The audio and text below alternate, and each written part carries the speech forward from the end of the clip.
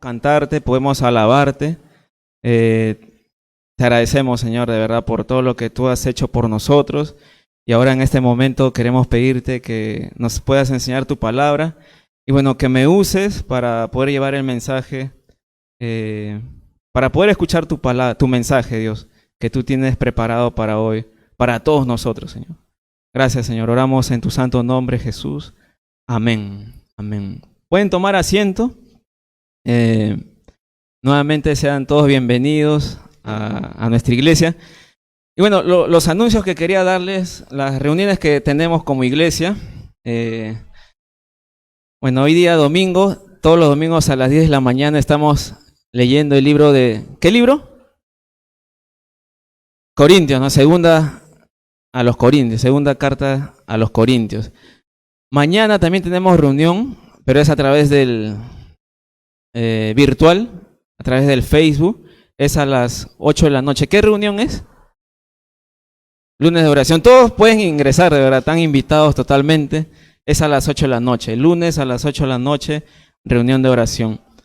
Y miércoles también tenemos reunión a las 7:45. ¿Qué libro estamos leyendo miércoles? Nahum. Ya este miércoles me parece que finalizamos este libro con Víctor, ¿no? Entonces, abrimos nuestras Biblias hoy.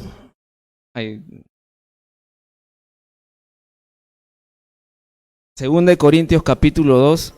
Vamos a leer del versículo 5 al 11.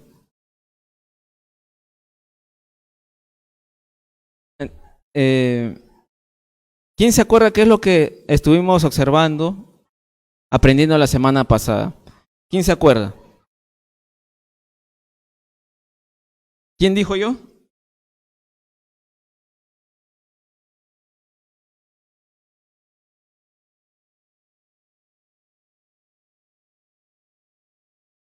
Ya, la semana pasada vimos cuál era el corazón de Pablo, ¿no? El corazón que él tenía para con los corintios. Todo lo que él había hecho, la carta que les había enviado, el amor que él les mostró, efectivamente fue para eso, ¿no? Para que los corintios puedan aprender de cuán grande era el amor que Pablo tenía hacia la iglesia de Corinto. De cuán grande era el amor, ¿no? Que si ellos estaban tristes, ¿qué ocurría en Pablo? Que también se ponía triste. Y si ellos estaban gozosos, también Pablo se gozaba con ellos. Y específicamente lo que quería Pablo era que ellos puedan regocijarse en el Señor. Entonces, hoy día, en esta mañana, el tema que le he puesto para hoy es cuidado con no perdonar. Cuidado con no perdonar. Si alguien te ofende, lo que nos toca a nosotros como cristianos, como creyentes, como hijos de Dios, es perdonar también a los demás. Así como Dios nos ha perdonado, también debemos perdonar. Pero hay un peligro, un grave peligro, o muchos peligros cuando no perdonas. Entonces, por esa razón es el tema de hoy. Cuidado con no perdonar. Y justamente vamos a aprender cuáles son esos peligros cuando nosotros no perdonamos a los que nos ofenden. Entonces, vamos a continuar Gálatas, digo, 2 Corintios 2, versículo 5. ¿Pueden leer conmigo? Ahí en sus Biblias o también aquí en la pantallita.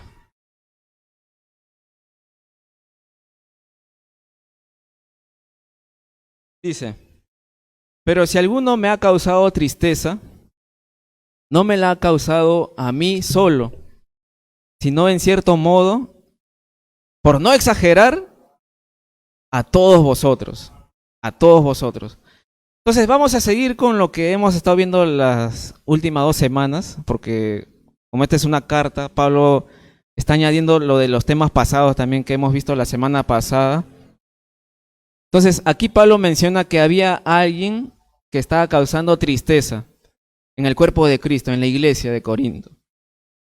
Entonces, este versículo 5, claramente Pablo dice, ¿no? Si alguno me ha causado tristeza, no me la ha causado solamente a mí, sino a todos. a todos ustedes como cuerpo de Cristo, como iglesia de Dios, a todos ustedes, esto que ha causado este hombre, ha causado tristeza no solamente a mí, dice Pablo, sino a todos ustedes. Y voy a seguir mencionando los puntos que vimos la semana pasada. Uno de ellos era que el problema que había habido era que había una persona que estaba de alguna manera cuestionando a Pablo, que estaba, por decirlo así, cuestionando su autoría como apóstol. Entonces, esta persona, Pablo dice, esta persona no me está causando solamente tristeza a mí, sino a todos ustedes. Entonces, este es un punto. El que esta persona esté cuestionando a Pablo, que esté de alguna manera faltando el respeto a Pablo. Y lo otro, era el otro punto que hemos visto también la semana pasada, que era de este hombre, de este joven que estaba cometiendo fornicación dentro de la iglesia. Se suponía que era creyente, pero estaba viviendo en pecado. Entonces, hay diferentes personas, diferentes comentaristas de la Biblia, que tienen diferentes puntos, ¿no?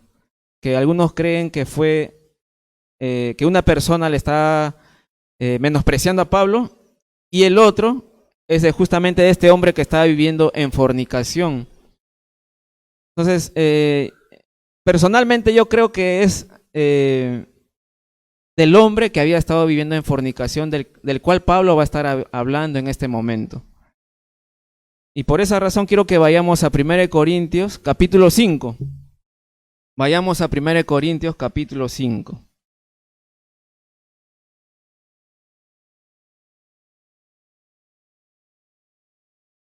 Y vamos a leer del versículo 1 al 5.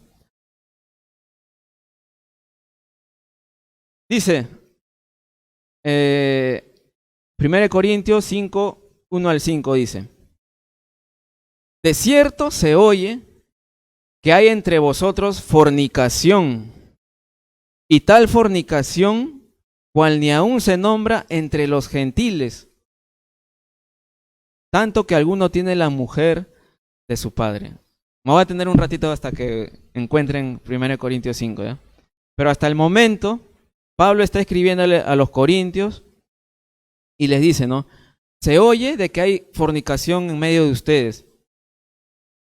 Y la fornicación de la que se está hablando aquí dice, ni aún se nombra entre los gentiles, ni aún se nombra entre la gente del mundo. ¿Cuál era ese tipo de fornicación? Dice, tanto que alguno tiene la mujer de su padre. Un hombre de la iglesia, un joven de la iglesia estaba con la mujer de su padre, de este joven. Estaba acostándose con la mujer de su padre. En verdad, escucharlo ya nomás ya da cosas, ¿no? Se está metiendo con la mujer de su padre. Probablemente su madrastra, no sabemos, ¿no? Probablemente sea la madrastra de este joven y este joven estaba con ella, fornicando. Y Pablo dice, ¿no? En el versículo 2, y vosotros estáis envanecidos. ¿No debiera más bien haberos lamentado para que fuese quitado de en medio de vosotros el que cometió tal acción? Ciertamente yo, como ausente en cuerpo, pero presente en espíritu, ya como presente he juzgado al que tal cosa ha hecho. En el nombre de nuestro Señor Jesucristo, reunidos vosotros y mi espíritu, con el poder de nuestro Señor Jesucristo, el tal, ese joven, ese hombre, sea entregado a Satanás para destrucción de la carne, a fin de que el espíritu sea salvo en el día del Señor Jesús. Pablo dice, este hombre tiene que estar entregado a Satanás. Sepárenlo de ustedes, quítenlo de la iglesia, del medio de la congregación, que sea entregado a Satanás, que sea llevado al mundo, que se dé cuenta lo grave que está cometiendo.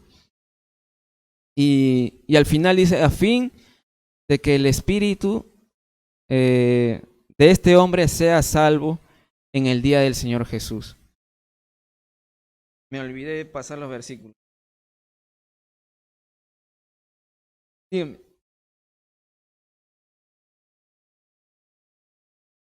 Ah, ya, ya.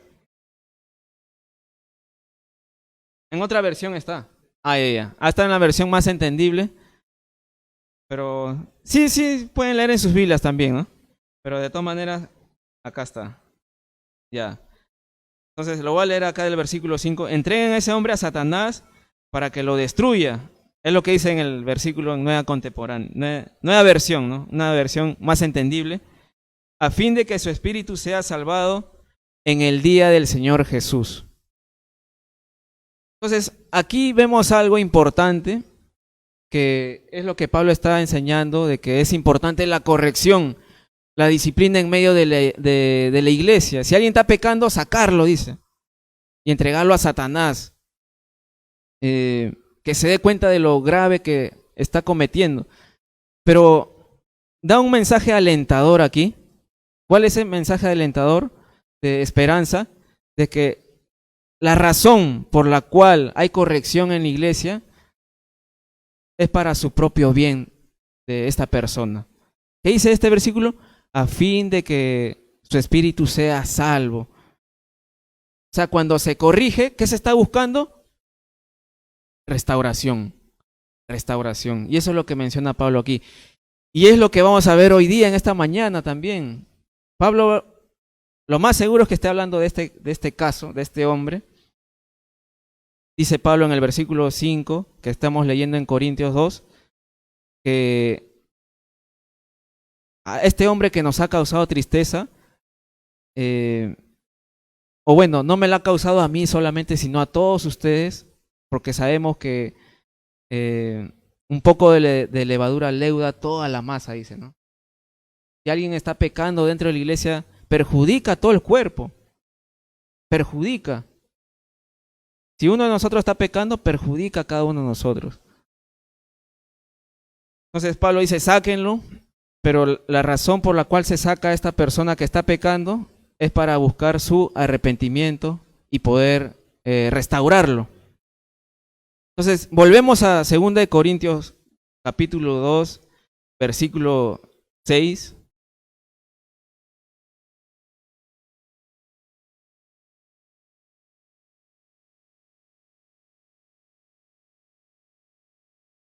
Dice versículo 6 de 2 Corintios, dice capítulo 2. Le basta a tal persona esta reprensión hecha por muchos. Le basta a esta persona, dice, esta reprensión hecha por muchos. Cuando hemos leído 1 Corintios, se veía de que la iglesia no había hecho nada por resolver este caso de este hombre que había pecado. No había hecho nada la iglesia. No fue hasta el momento que Pablo les escribió y les dijo que este hombre sea sacado de la iglesia, sea entregado a Satanás. Y ahí recién la iglesia pudo tomar cartas en el asunto, ¿no? Y corrigieron a este hombre, lo sacaron de la iglesia. Lo sacaron. Y ahora lo que Pablo va a decir en este capítulo 2 de 2 Corintios es, ya le basta esta reprensión. Ya es suficiente. Ya este hombre ya ha sido corregido, ya ha sido disciplinado. Ya es suficiente. Es lo que Pablo les va a decir a la iglesia. Ya está bien. Ya aprendió la lección. Ya se dio cuenta de lo malo que ha estado haciendo. Entonces Pablo lo que va a hacer es llamar a que la iglesia pueda nuevamente traerlo a este hombre. ¿Por qué? Porque ya se ve su arrepentimiento. Entonces vamos a continuar con el versículo 7 para tenerlo más claro. Versículo 7 dice, así que al contrario, vosotros más bien debéis perdonarle y consolarle, para que no sea consumido de demasiada tristeza. Nuevamente lo leo en la versión que está ahí. A ver, así que al contrario, vosotros más bien debéis perdonarle y consolarle, para que no sea consumido de demasiada tristeza. Ah, la misma versión es. Esa sí está bien. Bueno, el otro también está bien, ¿no? No es que esté mal. Pero dice Pablo, ¿no? Ahora es tiempo, ya lo corrigieron, ya lo disciplinaron a este hombre que había estado fornicando, que había estado pecando. dice, ahora más bien ustedes lo que necesitan hacer es perdonarle y restaurarle, para que no sea consumido de demasiada tristeza. Entonces, ahora lo que Pablo está llamando a la iglesia es, ya fueron, ya disciplinaron a este hombre, ahora les toca a ustedes perdonarlo. Perdonarlo, es lo que les toca a ustedes, le dice Pablo. Perdónenlo y consuélenlo, porque no vaya a ser que sea consumido de demasiada tristeza. Entonces la palabra perdonar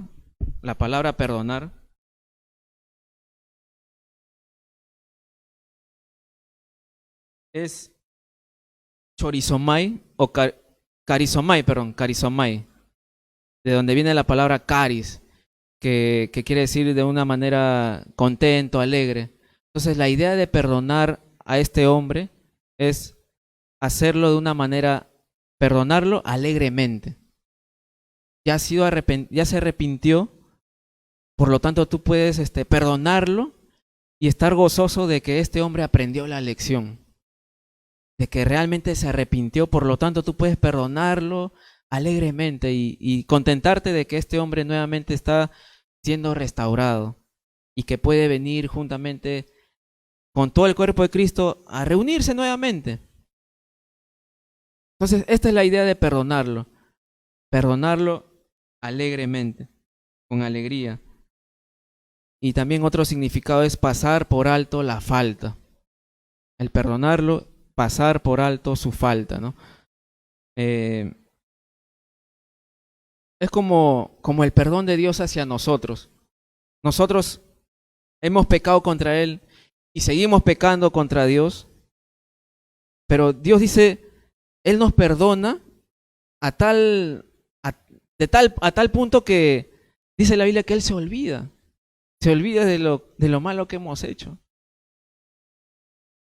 Y de esa misma manera también nosotros debemos perdonar a quien nos haya ofendido, a quien haya estado viviendo en pecado, debemos perdonarlo. Y es lo que dice Pablo aquí a la iglesia. Ustedes deben perdonarlo y consolarle. Y la palabra consuelo, que ya hemos visto en los primeros capítulos, en el primer capítulo de esta carta, que este consuelo habla de alguien que está al lado, animándote, no sé, secándote las lágrimas. Habla la palabra consuelo de esto, de la persona que está a tu lado, dándote ánimo, dándote aliento, secando tus lágrimas. Y eso es lo que tenemos que hacer con la persona que está siendo nuevamente reunida a la iglesia. Ha sido corregida, se arrepintió y una vez que viene es importante que nosotros podamos consolarlo.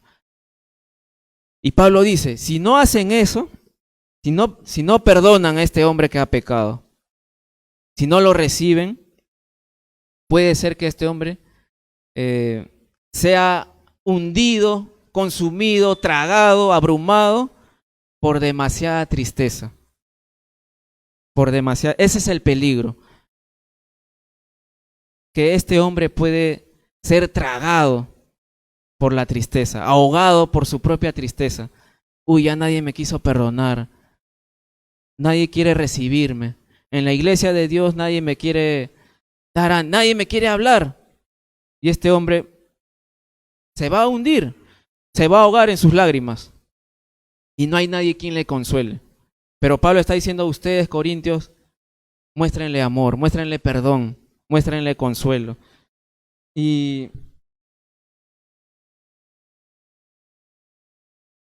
acuérdense, ¿qué hizo este hombre? Estaba viviendo en pecado. ¿Por qué perdonarlo? ¿Por qué perdonarle? ¿Por qué recibirlo? La respuesta es que porque él se arrepintió. Es lo que Pablo muestra, ¿no? Al escribir esta carta. La razón por la cual se debe perdonar es porque él se arrepintió de lo malo que estaba haciendo. Y hay muchas razones más por las cuales nosotros debiéramos perdonar a quienes han pecado o a quienes nos han ofendido. Y estas son las razones, ¿no? porque Dios nos ha perdonado a nosotros. Es un buen motivo para poder perdonar a los demás. Porque Dios te ha perdonado, tú tienes que perdonar también. También debemos perdonar porque Dios nos lo manda, nos ordena esto, ¿no? Dios nos ordena que perdonemos, que perdonemos. Ese es un llamado de Dios para nosotros. Es lo que Dios ha hecho, por lo tanto nos pide eso también a nosotros, que perdonemos a los demás. Entonces,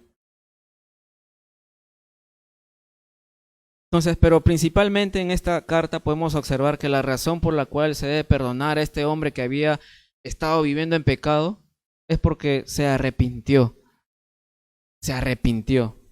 Y la palabra arrepentirse quiere decir que este hombre cambió su actitud, cambió su manera de vivir. Dejó el pecado de fornicación que estaba practicando y cambió de rumbo. Tuvo un cambio de mentalidad. Dejó de hacer lo malo. Eso es arrepentimiento. Dejó de hacer lo malo y ahora quiere volverse a Dios. Por lo tanto, la iglesia tiene que recibirlo, perdonarlo y consolarle.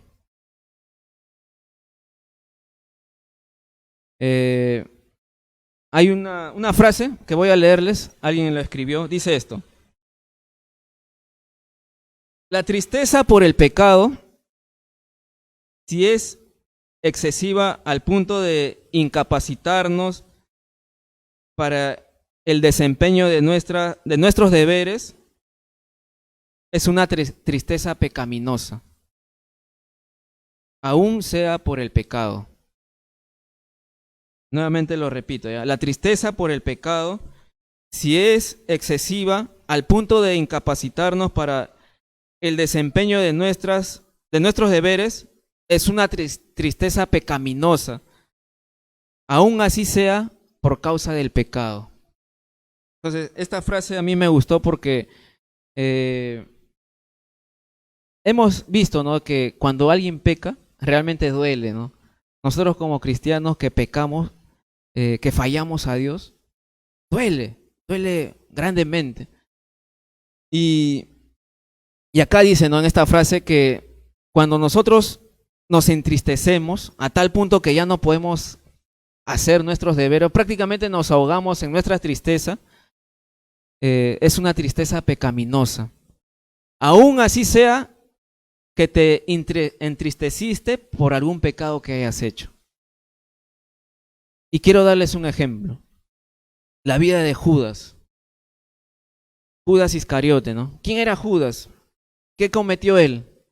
Entregó al Señor Jesucristo, ¿no?, para que sea atrapado y de esa manera crucificado, ¿no? Después de haber hecho eso Judas, de haber recibido las monedas de plata, después de haberse dado cuenta de lo que él hizo, de haber entregado al Maestro, al Señor Jesucristo, dice, él avienta, no le importa ya el dinero y lo avienta, ¿no? Y él en su remordimiento le duele haber cometido eso. Pero él no tuvo una buena decisión. Él no tuvo la buena decisión de volver a Dios. Lo que hizo fue él ahorcarse. Él se ahogó en su tristeza, él solito. Lo que él hizo le causó tristeza, pero no lo hizo venir a Dios, sino que él mismo, ni aún él mismo se podía perdonar lo que él había hecho. Y de eso hay que tener cuidado.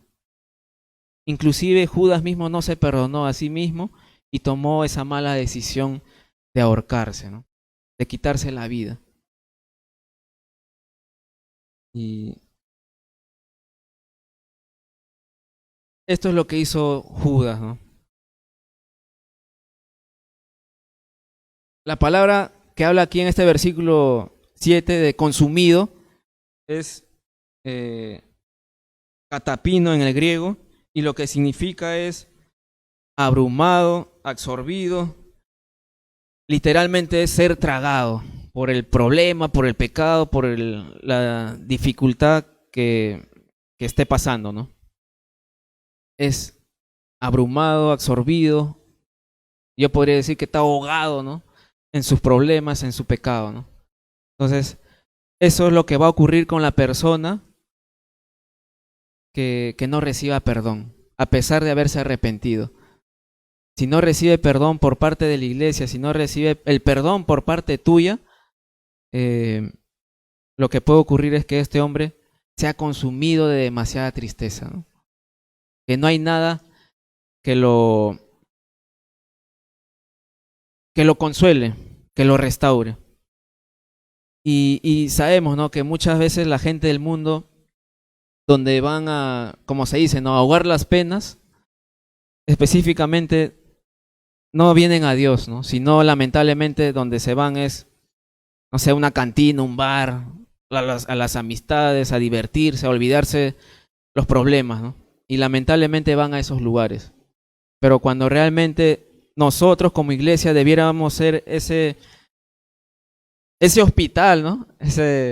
Esa medicina, podríamos llamarlo así, de consuelo para otras personas, ¿no? Y especialmente dentro de aquí de la iglesia.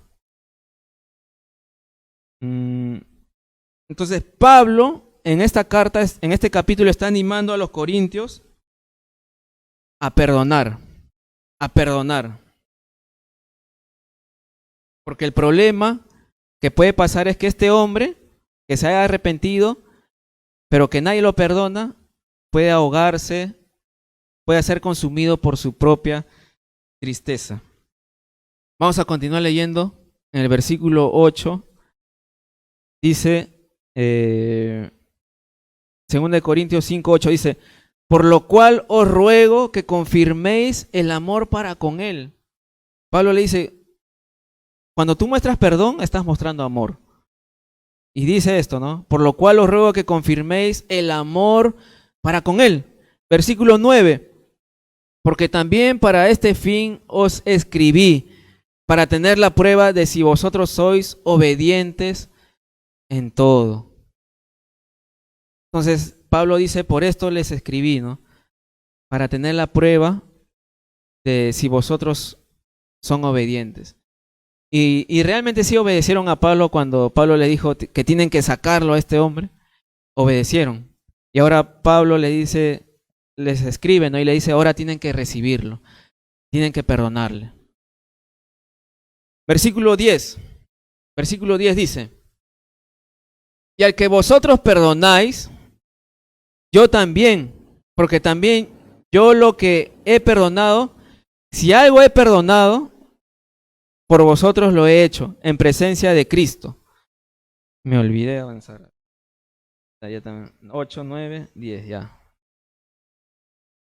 Y al que vosotros perdonáis, yo también, porque también yo lo que he perdonado, si algo he perdonado, por vosotros lo he hecho en presencia de Cristo. Quiero que vayamos a Lucas. Lucas capítulo 17, versículo 3.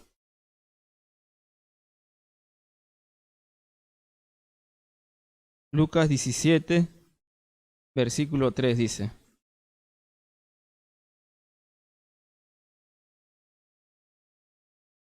Mirad por vosotros mismos, si tu hermano pecare contra ti, repréndele. Y si se arrepintiere, perdónale. Es lo que dice Jesús, ¿no? Un versículo muy claro. Lucas 17, versículo 3. Lucas, capítulo 17, versículo 3 dice, mirad por vosotros mismos, si tu hermano peca contra ti, si tu hermano te insulta, te pega, te humilla, repréndele. Dile, oye, lo que estás haciendo está mal, me duele, me afecta. Tu insulto, tú parece que estás bromeando, pero no, realmente me duele en mi corazón. Repréndele, dile. Pero no queda ahí nomás, ¿no? Sino que dice, y si se arrepiente, ¿qué cosa dice? Perdónalo, perdónale. No dice que repréndelo y ya ponle, táchalo, ¿no? Ponle la cruz, la ley del hielo. No, dice repréndele y si se arrepiente, perdónalo. Perdónale todas sus ofensas, todas las faltas. Eso es lo que nos llama a hacer Jesús, perdonar. Eso es lo que Él desea para con todos nosotros. Perdonar a quien nos haya ofendido, ¿no? Vamos a leer, o quiero hacer una pregunta antes de leer este versículo 11. Dice, ¿qué puede pasar? Ya hemos visto un poquito, pero ¿qué puede pasar si es que no hay perdón por parte de nosotros hacia quien nos haya ofendido? ¿Qué puede pasar cuando hay falta de perdón, cuando no perdonamos? Entonces, quiero leer el versículo 11 ahora sí, de 2 de Corintios. Volvemos, para que estén ahí moviendo las manos y de esa manera mantenerse despierto. Dice, versículo 11, para que Satanás no gane ventaja alguna sobre nosotros, pues no ignoramos sus maquinaciones. Entonces, ¿qué puede pasar cuando no perdonamos? Cuando no hay perdón. Y dice el versículo 11, Pablo responde, ¿no? Para que Satanás no gane ventaja alguna sobre nosotros, pues no ignoramos sus maquinaciones. Entonces, el tema de hoy día, ¿cuál les había dicho el título grande? Que apareció ¿cuál era? Cuidado con no perdonar. Cuidado. Entonces, ¿qué puede pasar cuando no perdonamos?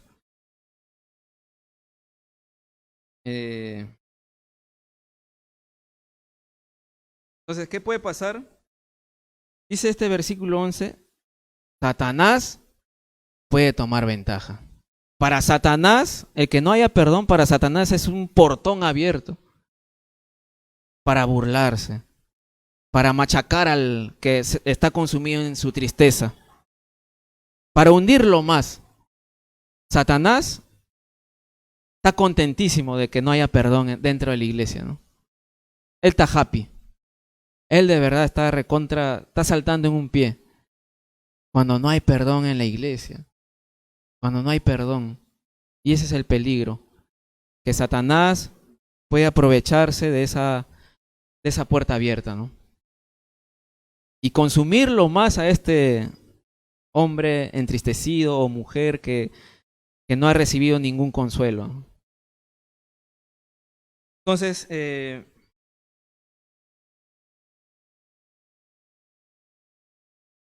no es lo único, ¿no? No es lo único que ocurre cuando hay falta de perdón.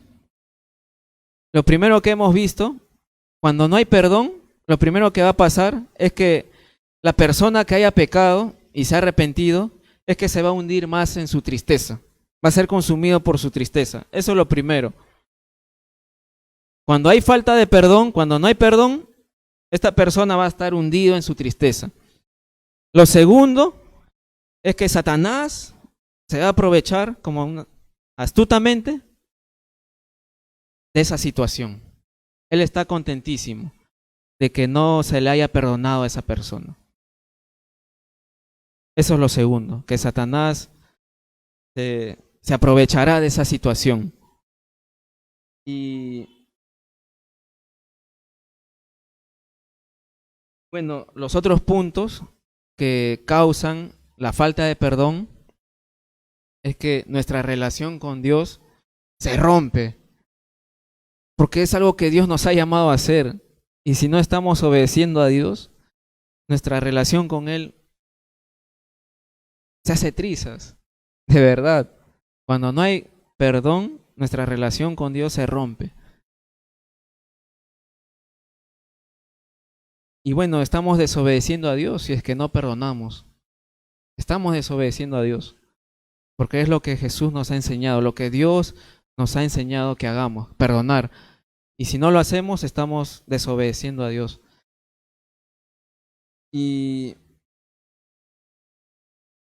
También con la falta de perdón, cuando no perdonamos, no solamente se rompe nuestra relación con Dios, sino también se puede romper relaciones amicales también, ¿no? Amistades con nuestros amigos.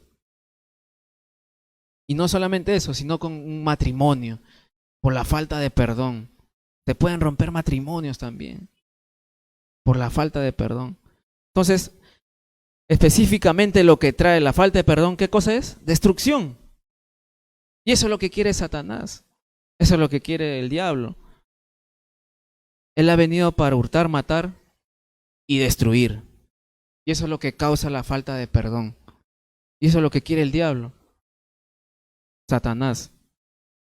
Entonces, Satanás no es un ser inventado por el hombre, ¿no? De que no existe Satanás. No, sí existe porque la Biblia lo menciona, ¿no? Y él es astuto, él es hábil, él es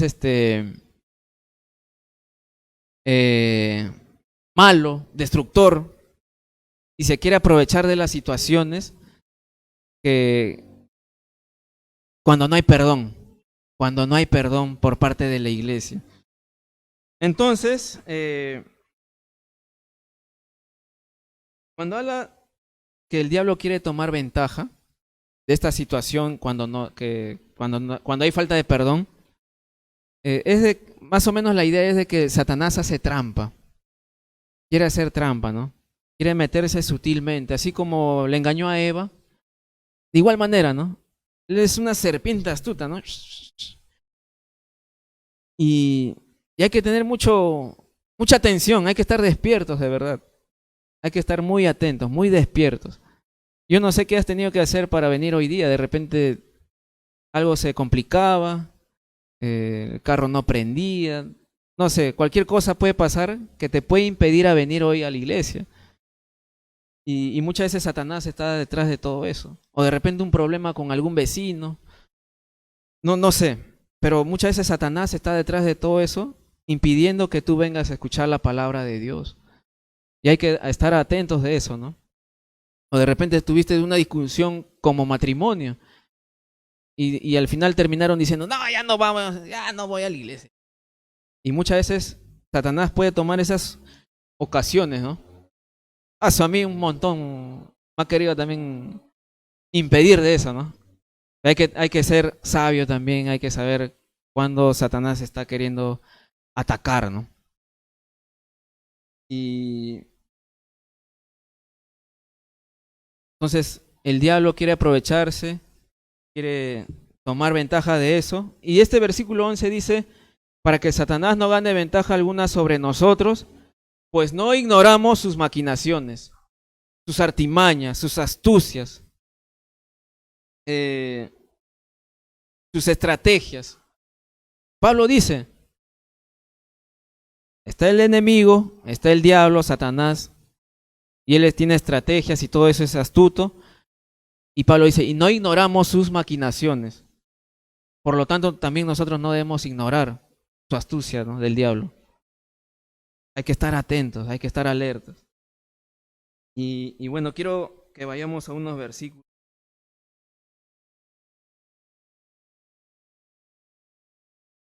Por ejemplo, ¿qué dice la Biblia en cuanto a Satanás, al diablo? Primera de Pedro 5:8. Casi al final de la Biblia, primera de Pedro 5:8.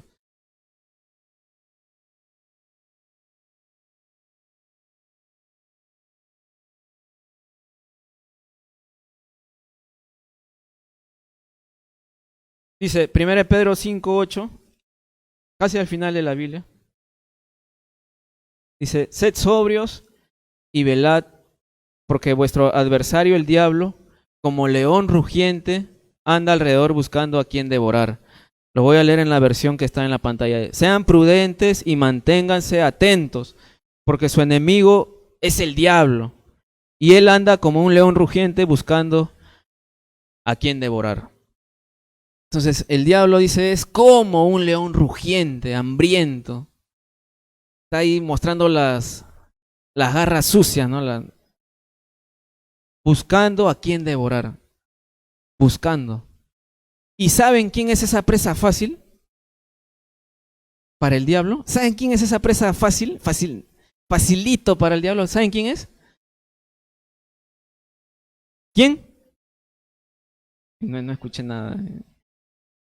¿Saben quién es? Es la persona que no ha recibido perdón. Esa es una presa facilita para el diablo. El diablo está así, este es mío. De verdad.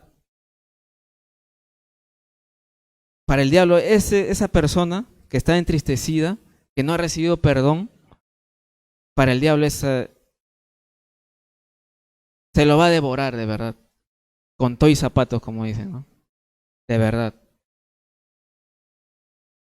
¿Qué tan importante es el perdón, de verdad? Es lo que Dios nos manda, es lo que Dios nos ordena. Entonces este versículo dice, sed prudentes y manténganse atentos, ¿no? O sed sobrios y velad, porque el enemigo, el diablo, está andando como león rugiente buscando a quien devorar. Es lo que dice la Biblia, es lo que dice la Escritura. Y también quiero que vayamos, no vayamos todavía. Pero este es un llamado a estar alertas, a estar atentos, despiertos, velando, de que tenemos un enemigo como cristianos.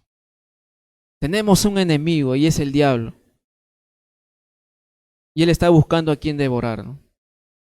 Y está buscando esa situación en que nosotros como iglesia cometamos errores y especialmente la de no perdonar para atacarnos más, para devorarte, para destruir tu familia, para destruir tu vida, para destruir tu matrimonio, para destruir la iglesia. Estemos alertas, estemos despiertos.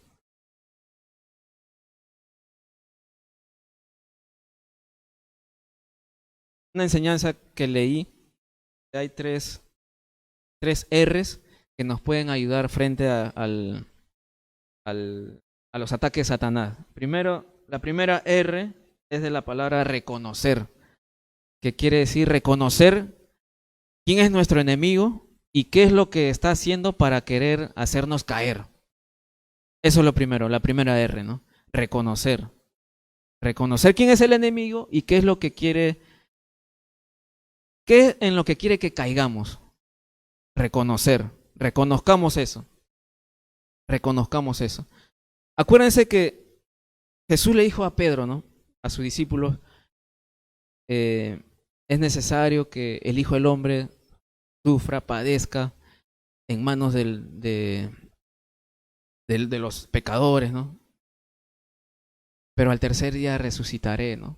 El tercer día resucitará, dice Jesús. Pero Pedro ya no escuchó esa parte, ¿ya? Simplemente se quedó que es necesario que sufra, que muera. ¿Qué? Y Pedro, yo voy a impedir eso, dice Pedro, ¿no? Yo voy a impedir. Eso no te acontecerá, maestro. Eso no va a acontecer ni por error.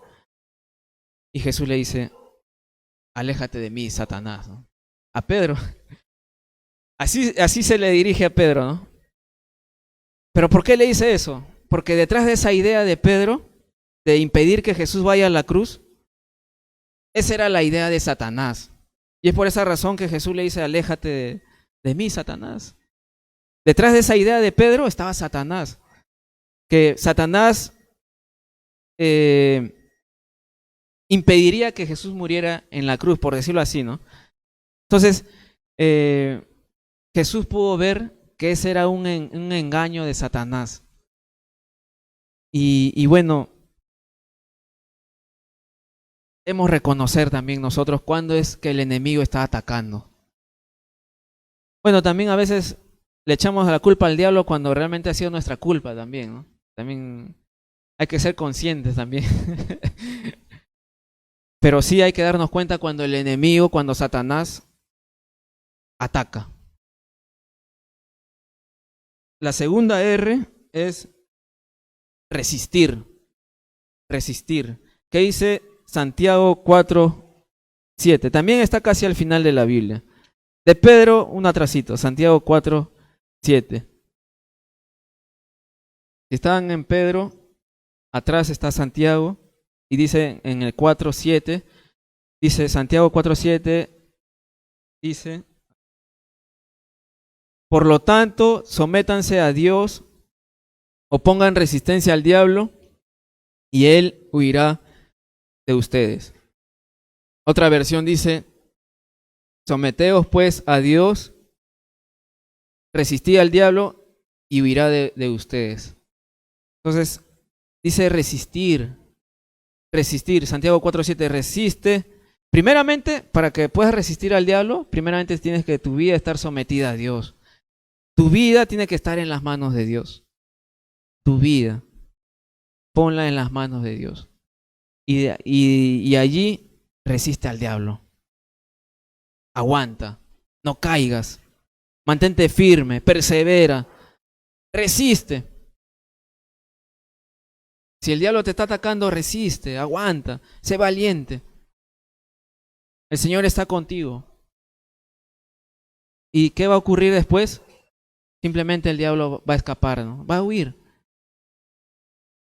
Va a huir. Va a escapar. Y entonces, esa es la segunda R. Resistir. Reconocer, resistir. Ahora la tercera R es regocijarnos. La R de regocijarnos. ¿Por qué regocijarnos? Porque tenemos la victoria en Cristo. Con Cristo somos más que vencedores. En Él tenemos la victoria.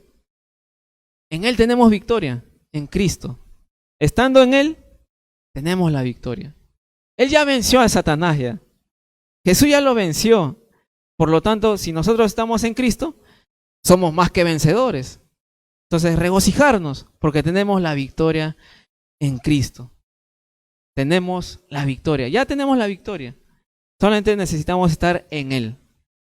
En Cristo Jesús. Entonces, vamos a leer nuevamente el último versículo de 2 de Corintios para poder terminar y dar una pequeña aplicación. 2 de Corintios, volvemos a Corintios y ya vamos a terminar un ratito más nada más. Dice, para que Satanás no gane ventaja alguna sobre nosotros, pues no ignoramos sus maquinaciones.